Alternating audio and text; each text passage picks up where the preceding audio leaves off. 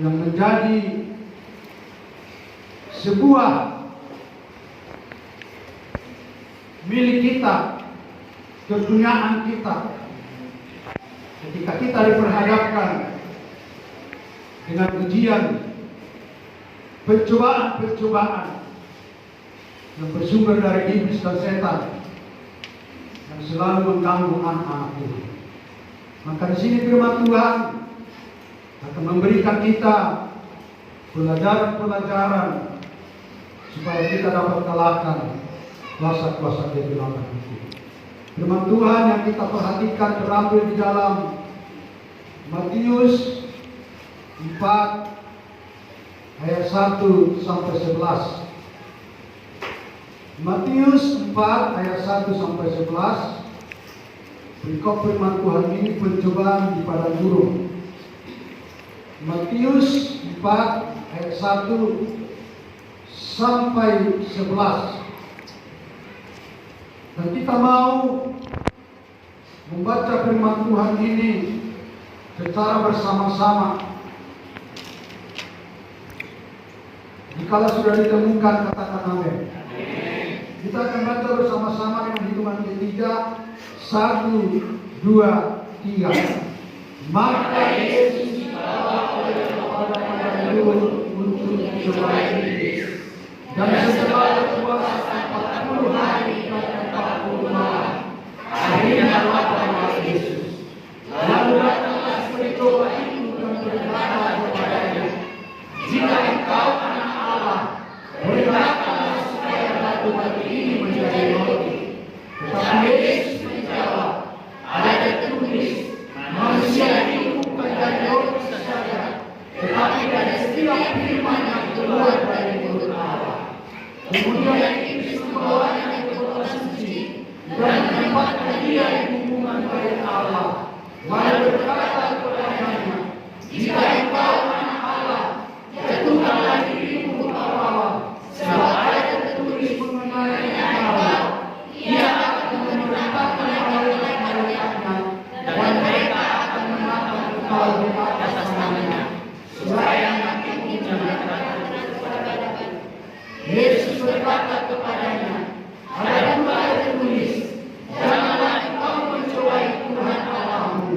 Dan iblis membawanya keluar ke atas gunung yang sangat tinggi, dan memperlihatkan kepadanya semua kerajaan dunia dengan kebenaran. Dan berkata kepadanya, semua itu akan kuberikan kepadamu, jika engkau menyembahku.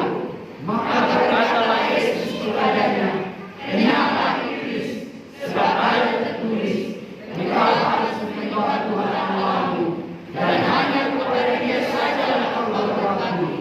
Lalu iblis meninggalkan dia, dan lihatlah malaikat-malaikat datang melayani Yesus. Puji Tuhan. Saudara yang dikasihi Tuhan, ini sebuah satu peristiwa yang pernah dialami oleh Yesus, di mana firman Tuhan menjelaskan kepada kita bahwa Yesus dibawa roh ke padang gurun. Dan ketika Yesus ada di padang gurun, firman Tuhan jelaskan 40 hari dan 40 malam. Maka Yesus, firman Tuhan katakan, mengalami lapar. Kenapa Yesus lapar? Bahwa Yesus adalah sungguh-sungguh 100% Allah dan 100% manusia. Dan ketika Yesus manusia 100%, di sanalah dia merasakan kelaparan. Dan iblis tahu bahwa Yesus itu ada merasakan lapar. Nah, saudara-saudara yang dikasihi Tuhan, dan di sana iblis mau mencoba Yesus, mau mencoba Tuhan kita, sehingga iblis memberikan tawaran-tawaran dengan pola-pola yang diberikan kepada Yesus. Nah, Bapak Ibu Saudara yang dikasihi Tuhan, ketika Yesus menjadi manusia, seperti pujian tadi, datang dari surga, turun ke tengah dunia, berinkarnasi menjadi manusia, maka apa yang dirasakan manusia, begitu juga akan dirasakan oleh Yesus.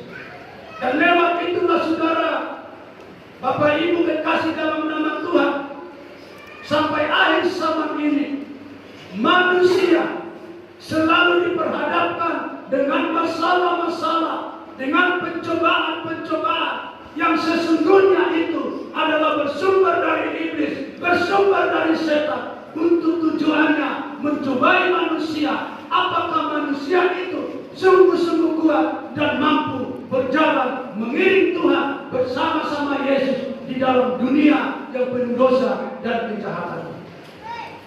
Jika kita merenungkan hidup kita demi hari, minggu, bulan, tidak lepas dari pencobaan. Pencobaan itu bermacam-macam. Apakah pencobaan keluarga? Apakah pencobaan pribadi? Apakah pencobaan ekonomi? Apakah pencobaan kesehatan? Selalu ada saudara-saudaraku yang dikasih Tuhan. Dan itu akan tetap berjalan sampai nanti Yesus datang kali yang kedua ke tengah-tengah dunia, mengambil orang-orang, menjemput orang-orang yang bertahan pada kesudahannya. Puji Tuhan.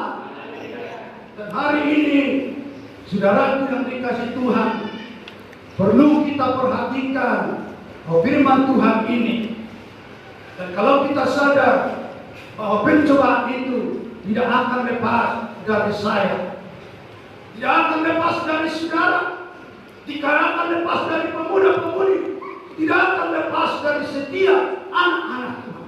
Dan pencobaan itu akan tetap ada selagi masih ada iblis dan setan ada tinggal di tengah-tengah dunia ini. Oleh karena itu saudara yang dikasihi oleh Tuhan, dan pola-pola pencobaan itu ada 3 hal yang mau kita perhatikan dari firman Tuhan ini. Yang pertama saudaraku, pola yang pertama, masalah makanan. Ini yang diberikan iblis pencobaan kepada Yesus. Dan pola yang kedua saudaraku, masalah okkultisme atau kesaktian atau mantra guna. Dan yang ketiga saudaraku, yang diberikan oleh iblis pencobaan kepada Yesus adalah masalah kekayaan.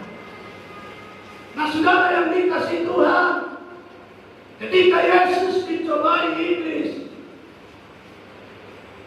saudara yang dikasihi Tuhan, firman Tuhan jelaskan bahwa di sana Yesus menjawab pencobaan iblis itu dengan luar biasa.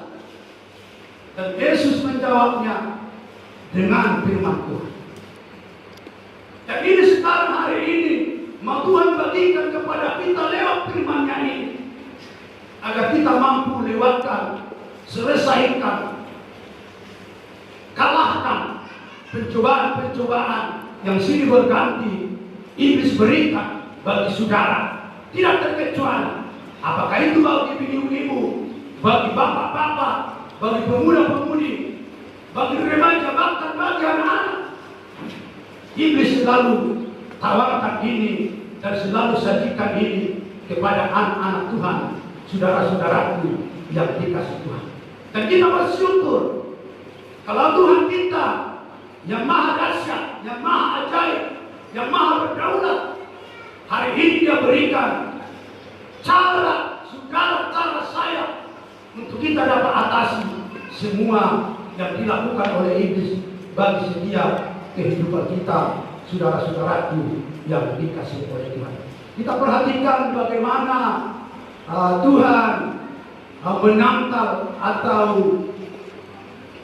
mengalahkan godaan-godaan iblis itu. Maka hari ini judul firman Tuhan, kalahkanlah pencobaan iblis dengan firman Tuhan. Puji Tuhan. Kalahkanlah pencobaan iblis dengan firman Tuhan. Jangan coba kalahkan dengan kekuatanmu. Jangan coba kalahkan dengan kepintaranmu. Jangan coba kalahkan dengan keahlianmu. Tapi iblis dapat dikalahkan dengan firman Allah yang berkuasa, yang berdaulat. Ya dan amin. Dahulu, sekarang, sampai selama-lamanya. Haleluya. Kalau Efesus berkata, musuh-musuh kita adalah bukan lawan manusia. Musuh-musuh kita adalah penghulu-penghulu di udara yang tidak dapat dilihat secara kasat mata. Tapi saudaraku yang dikasih Tuhan, dia bagaikan roh yang tidak kelihatan. Tapi saudaraku, ada nyata, dinyatakan, dilakukan sesuatu yang begitu jahat bagi setiap manusia, saudara-saudaraku yang dikasih Tuhan. Nah, firman Tuhan ini hari ini memberikan kepada kita, coba kita perhatikan, yaitu ayat 3-4. Lalu datanglah si pencoba itu dan berkata kepadanya, jika engkau anak Allah, perintahkanlah supaya batu-batu ini menjadi roti. Luar biasa. Coba iblis ini. Dia pakai itu firman Tuhan.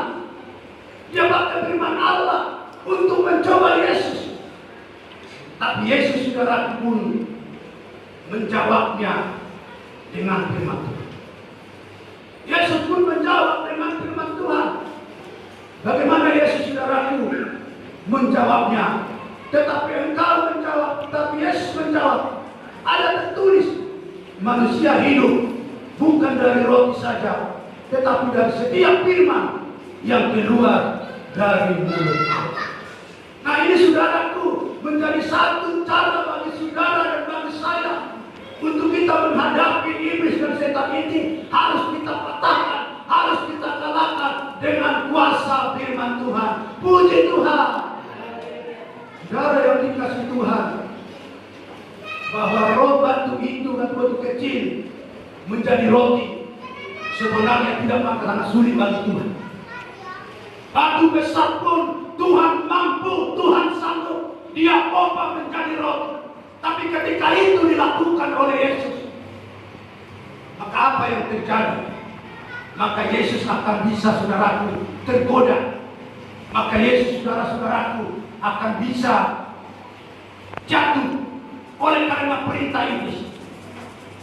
Maka dia tidak mau mengubah batu itu menjadi roti.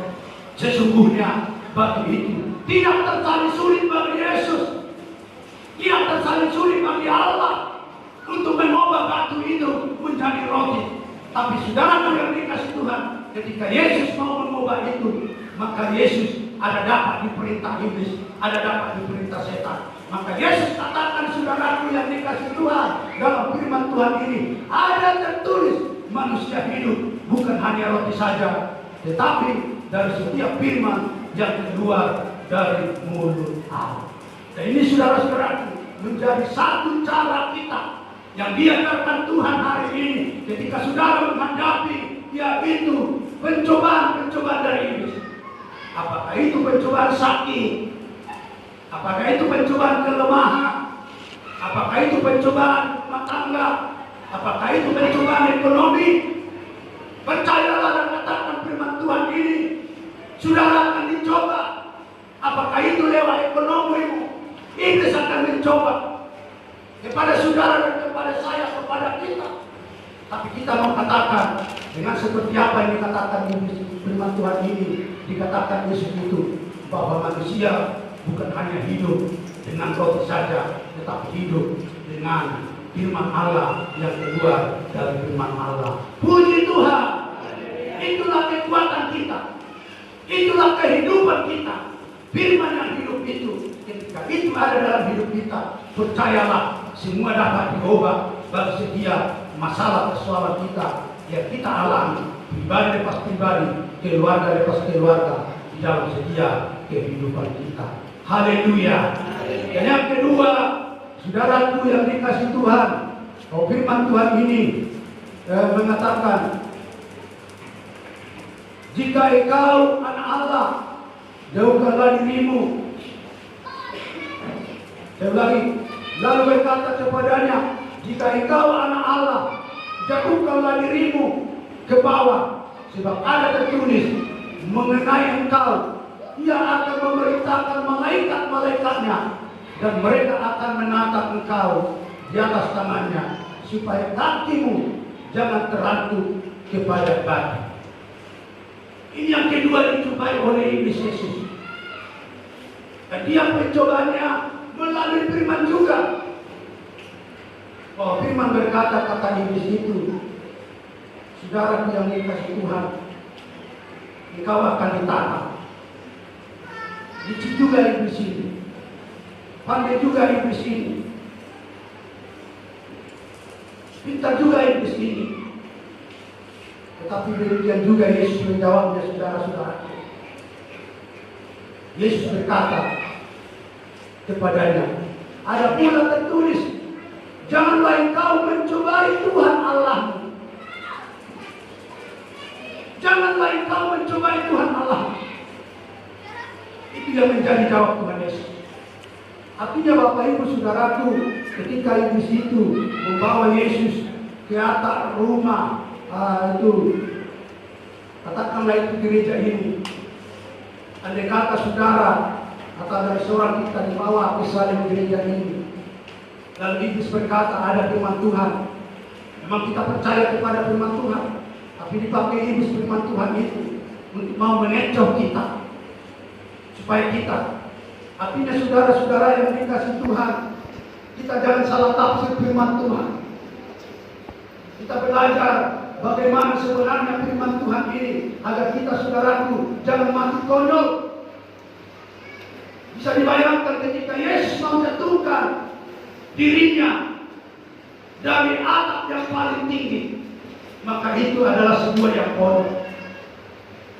Sebuah yang konyol. Tapi Yesus, saudara-saudaraku, tidak demikian. Yesus, saudaraku, menjawabnya. Yesus berkata kepadanya, pula tertulis, janganlah engkau mencobai Tuhan Allahmu. Dan apa yang kita lihat, saudara-saudara, di sana iblis tertekan, di sana iblis mundur, dan di sana iblis tidak dapat berbuat apa-apa, sebab iblis pun tahu bahwa Tuhan Allah sang penguasa langit dan bumi dan sang pencipta tidak bisa dicobai, sebab Allah itu Allah yang berkuasa, Allah yang berdaulat, dan Allah yang berotoritas. Oleh karena itu, saudaraku, kita yang hari ini diajak firman Tuhan ini, agar kita pakai firman Tuhan untuk melawan iblis ketika kita dicobai oleh iblis. Puji Tuhan. Kenapa demikian? Manusia pertama menjadi konyol. Adam dan Hawa ketika ditempatkan Allah di Taman Eden yang penuh makanan, minuman, buah-buahan yang tidak pernah kekurangan, saudaraku, seperti saudara dan saya di air zaman ini. Tapi itu pun, saudara, iblis memberikan suatu kesempatan untuk datang ke sana mencobai manusia pertama itu. Dan iblis cobai itu manusia pertama. Dan dia tawarkan itu buah-buah yang baik yang ada di Taman Eden. Lalu firman Tuhan menjelaskan, maka mata Adam dan mata Hawa begitu melihat buah itu, begitu tertarik, saking indahnya dan luar biasa, saudara-saudara. Lalu iblis datang kepadanya dan menyuruh, makanlah buah itu. Walaupun kamu makan itu, kamu tidak akan mati, tapi kamu tahu mana yang baik dan mana yang buruk. Di sana, saudara-saudaraku, bahwa Adam dan Hawa begitu konyol. Dia tidak memakan firman Tuhan untuk melawan iblis.